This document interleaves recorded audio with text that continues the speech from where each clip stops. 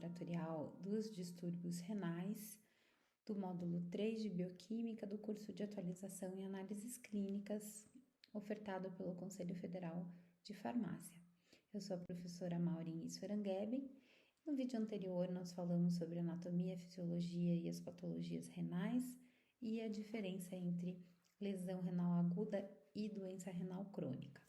Nesse vídeo, nessa aula, nós vamos fazer um resuminho, vamos abordar os marcadores laboratoriais. Quando eu falo em marcador laboratorial renal, talvez o exame que primeiramente venha à nossa cabeça é a creatinina sérica. Além da creatinina sérica, nós temos vários outros marcadores que são utilizados para auxiliar no monitoramento ou no diagnóstico de doenças renais, no prognóstico das doenças renais, e a pergunta sempre é: qual é o melhor? Existe um padrão ouro?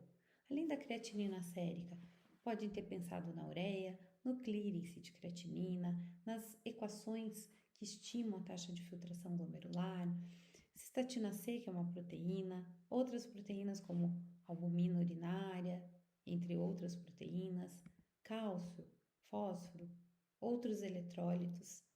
A gente pode pensar na vitamina D, no paratormônio, até outros setores do laboratório auxiliando com seus marcadores, urina, hemograma. Quando a gente pensa num comprometimento renal, todos esses marcadores em conjunto avaliados se tornam importantes. Será que existe um que é um padrão ouro? E atendendo aos critérios de um bom marcador laboratorial para a taxa de filtração glomerular, nós temos sim um padrão ouro, que é o clearance de inulina, mas ele tem algumas limitações. Né? Em que consiste esse teste? O paciente ele vai receber uma infusão de inulina. Essa infusão ela deve ser supervisionada, né, por um médico. Então é um método invasivo, é demorado, é mais caro, mas a gente vai verificar a função renal, porque a inulina, ela administrada, ela é 100% filtrada e ela não sofre nem reabsorção e nem secreção tubular. Então tudo que é administrado vai ser excretado na urina. A quantidade filtrada é igual à quantidade excretada num rim normal, com taxa de filtração glomerular normal, né? A capacidade de filtração preservada. Mas a gente tem essas limitações que devem ser levadas em consideração. A gente pode pensar que, como a inulina tem essas desvantagens, né? É caro, precisa de uma supervisão médica, é um exame invasivo, né? Você vai ficar com aquele paciente algumas horas para poder realizar esse exame, ele não é comumente utilizado em laboratório. Então, a gente tem que pensar no que é comumente utilizado no laboratório. Os marcadores renais tradicionais, eles podem ser classificados quanto avaliação deles em relação à função renal e em relação ao dano renal. Eles vão indicar qual alteração está acontecendo.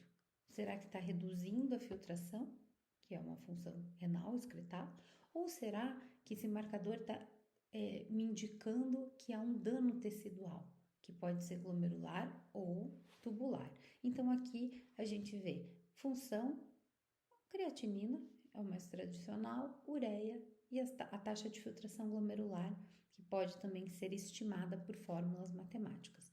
E em relação ao dano renal, a gente tem os marcadores como proteinúria, albuminúria e dismorfismo eritrocitário, ou seja, alteração da hemácia, né? Uma hematúria glomerular. Isso daí também é marcador de dano renal. Em relação à ureia e creatinina, a ureia, ela é um produto do catabolismo das proteínas e a reabsorção tubular dela vai variar muito conforme o estado volêmico do paciente. Então, se eu tiver um paciente que tem um quadro, por exemplo, de insuficiência cardíaca ou de desidratação, onde você tem um volume extracelular depletado, né? Tem menos volume extracelular, tem menos volume chegando no rim, você vai ter uma reabsorção de água tubular, né? O organismo faz com que o seu túbulo reabsorva a água para você não perder, se já está com desidratação, e com isso, com essa reabsorção de água, vai haver uma reabsorção passiva de ureia. Então, o estado volêmico do paciente interferindo na reabsorção tubular da ureia, certo? Então, a gente precisa ver que o contrário vai acontecer quando você tem expansão do volume. Quando você tem, por exemplo, um paciente que recebeu muita salina, né, muita infusão de salina, ou um paciente que tem aquela síndrome da secreção inapropriada do hormônio antidiurético. Nesses casos, você tem menos reabsorção de ureia. Então, vai depender muito do estado volêmico do paciente, né? Isolada, ela tem pouco valor clínico, justamente porque ela tem uma reabsorção, uma secreção muito dependente do estado volêmico do paciente. Ela é bastante útil para avaliar, para diferenciar, por exemplo, se o paciente tem uma injúria renal aguda, pré-renal, porque na injúria renal aguda, quando é pré-renal, a relação ureia-creatinina está aumentada, com as duas aumentadas no sangue, no caso da injúria renal aguda. A ureia também é importante, só para complementar, em casos de monitoramento de diálise. Nesses casos, ela é importante, inclusive, fazer o clearance da ureia quando o paciente já está em diálise. Fora disso, não tem uma importância clínica tão grande, diferente da creatinina. A creatinina é, sem dúvida, o marcador renal mais utilizado, né? É um produto que é derivado principalmente do metabolismo, né, da creatina muscular.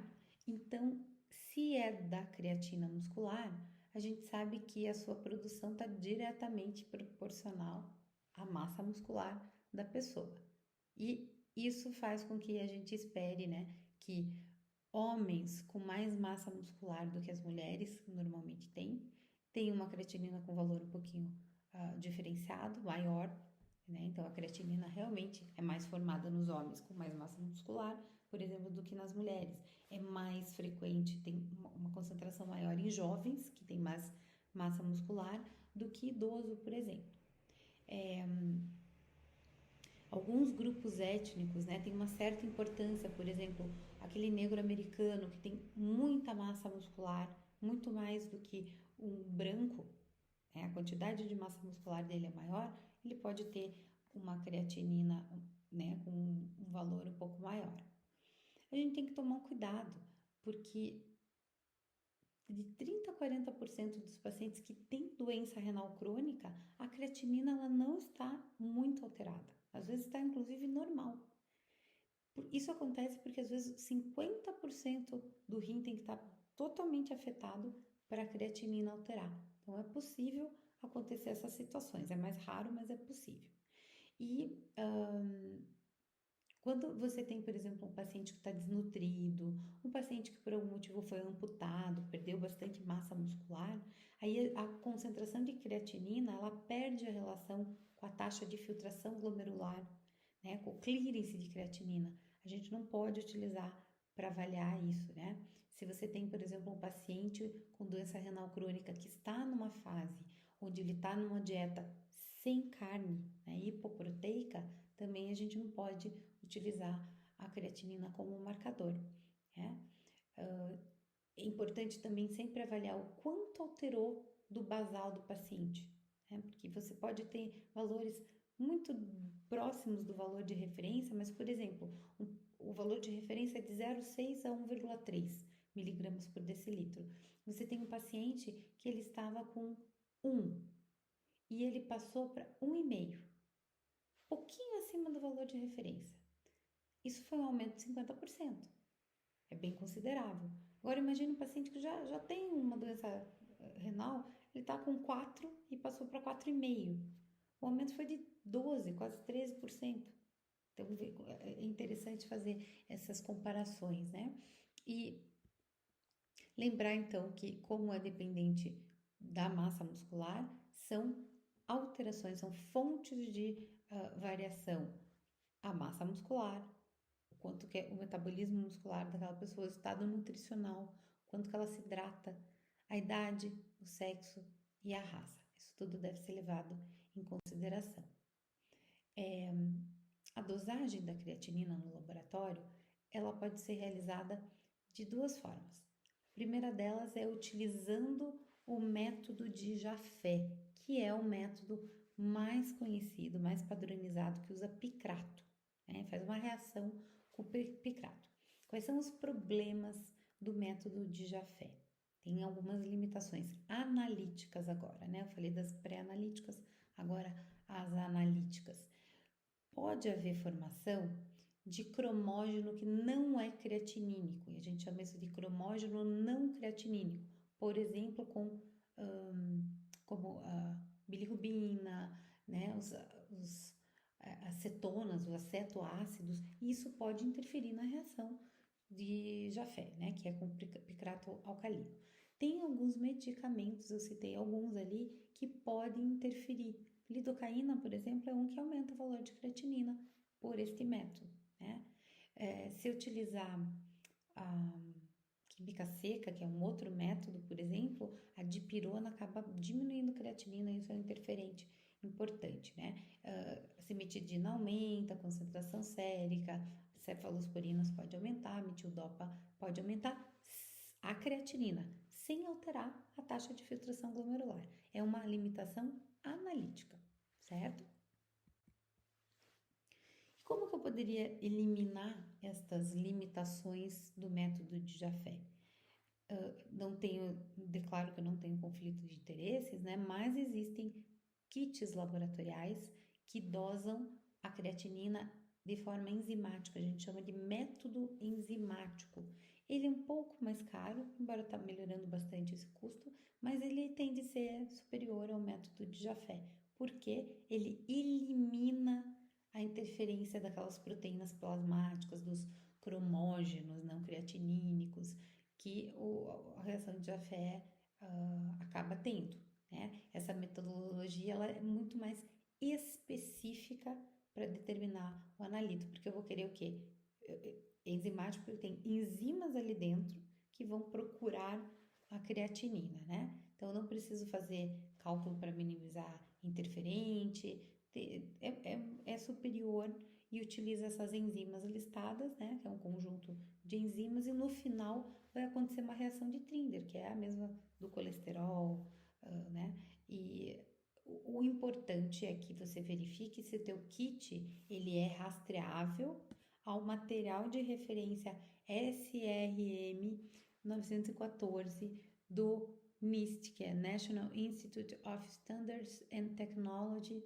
Tem que ser um material referência, né?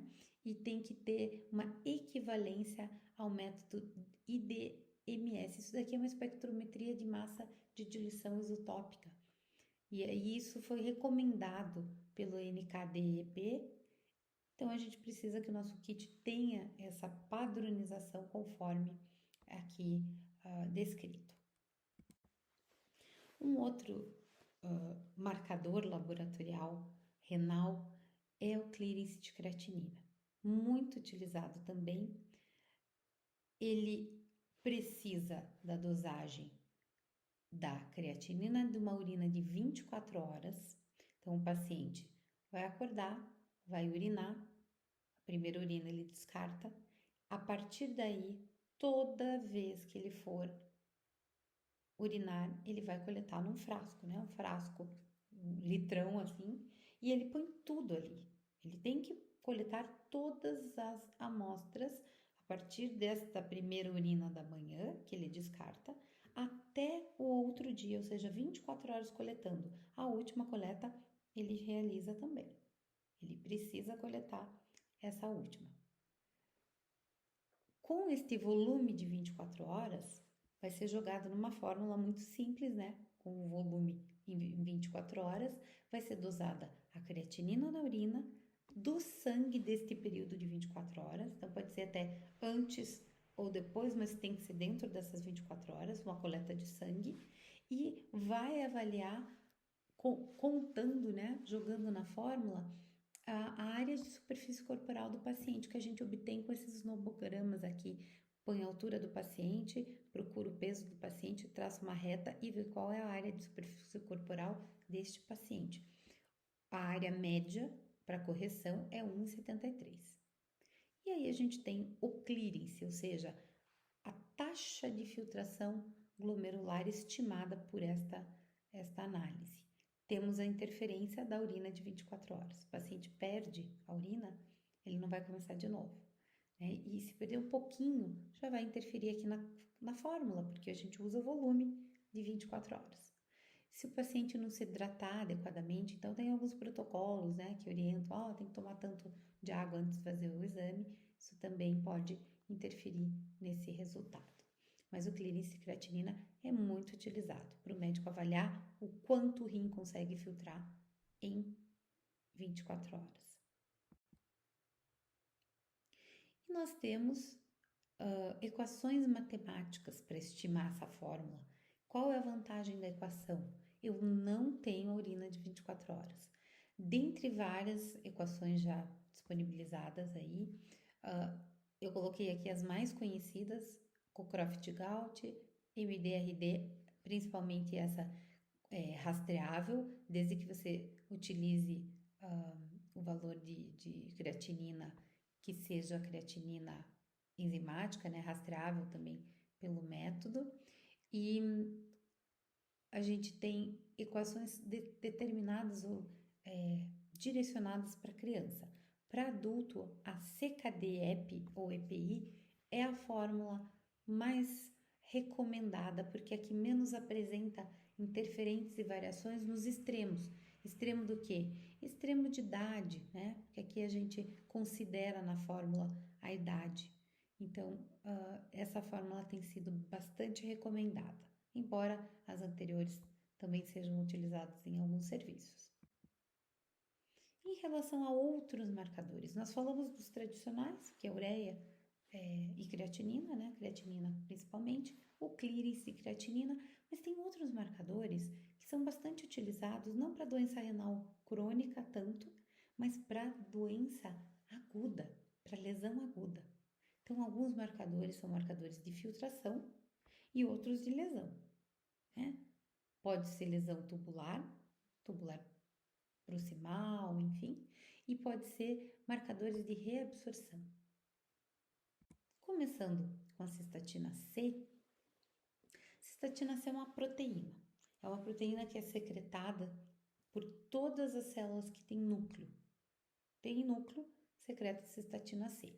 E ela vai aumentar precocemente quando você tem uma lesão renal aguda, principalmente paciente que está internado, pós-transplante, pós algumas cirurgias.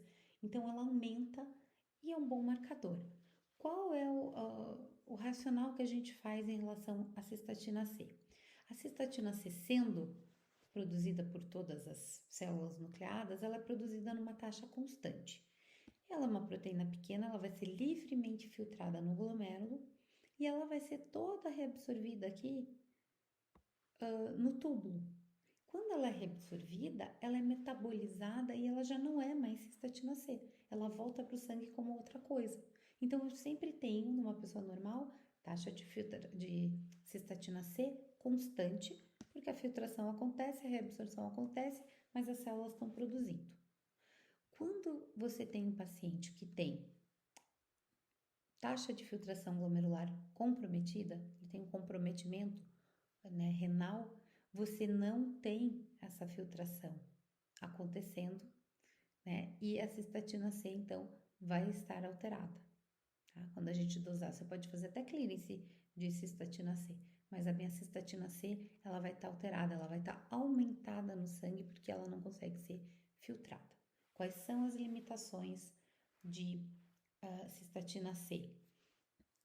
Pré-analítica, a gente tem que cuidar de distúrbios da tireoide. Né? Se o paciente tiver, por exemplo, uma doença de Graves, né, um hipertireoidismo que não está tratado, pode ter um aumento de cistatina C e o hipotireoidismo, uma redução da cistatina C.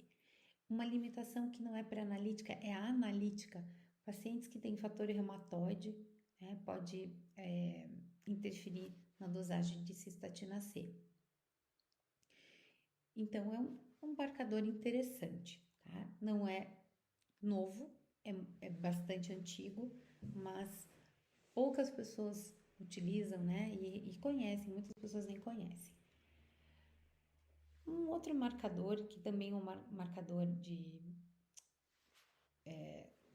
de dano tubular, é essa enzima, a NAG, N-acetilglucosaminidase. É uma enzima de alto peso molecular, ela está em todas as células do túbulo proximal, que tem lisossomo, ela fica lá dentro do lisossomo das células tubulares proximais, e a gente pode fazer dosagem dela na urina também. Na urina ela avalia a perda da integridade lisosomal, né? Faz lesão tubular, lisa o lisossomo, e aí a gente tem a perda dessa proteína na urina. Tá? Ela pode estar, então, ela pode ser utilizada para casos de verificação de doença tubular. Temos que tomar um cuidado porque ela também está aumentada em glomerulonefrite, em paciente que tem diabetes, paciente que está com infecção urinária, isso tudo vai estar interferindo eventualmente. Mais um marcador disponível também para verificar injúria renal, né, dano tubular, é bem específico de dano tubular, é a KIM-1 ou molécula de injúria renal 1. Ela é uma proteína transmembrana que, se eu não tenho lesão nenhuma, eu não consigo detectar. Ela é transmembrana, não detecta nas pessoas normais. Agora, se eu tenho uma lesão tubular, as células tubulares vão estar lesionadas e vai liberar essa proteína, né? Em 24 horas, ela altera, nos casos de lesão tubular, diferente da taxa de filtração glomerular, que pode levar até 3 dias para alterar. Então, seria um marcador precoce. O problema da KIM-1 é que não existe um valor de referência bem definido, né? Não existe uma diretriz, um protocolo, mas é uma dosagem, né? Trazendo aqui dosagem de outros marcadores renais. Um outro marcador renal interessante é a proteína transportadora de retinol, o RBP. A proteína transportadora de retinol, qual é o racional que nós fazemos? Vamos entender.